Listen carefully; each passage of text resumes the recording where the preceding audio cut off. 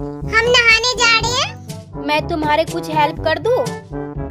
हाँ क्यों नहीं, मेरे आने तक ना आप घर का सारा बर्तन धो देना और खाना भी पका लेना, और हो सके तो मेरा कपड़ा भी धोने के लिए आ जाना।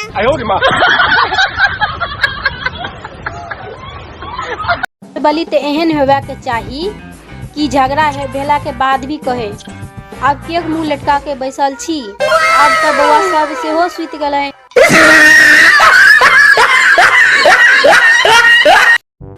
मम्मी अता आबती न, हिनकर बेटा गमकुआ तेल भेजला के दिल्ली से, आबती न लगा दे छिए।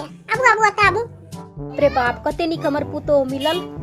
मम्मी अता आबती न, हम भूली भेज के दूध दी कम चाय बनेलिए, लियो ना चाय पी लियो ना। बाप रे बाप कते निक हमरा पुतो मिलल। बाप रे कते सेवा करैया, हमरा कते मानैया। पड़ोस में जे एगो या पड़ोसी के जे पुतो या, बाप रे ओकर पुतो सेबो न करैया, हत्तो कला लड़ाइए झगड़ा करे मने रहैया। हमर पुतो को देखिए तो कते बाप रे सेवा करे छे। भगवान एहन पुतो सबके दिया। मम्मी की ओकर नाम चर्चा ले छी, की ओकर बुराई करे छिए? कोनो ओकरा सास को कोनो घर के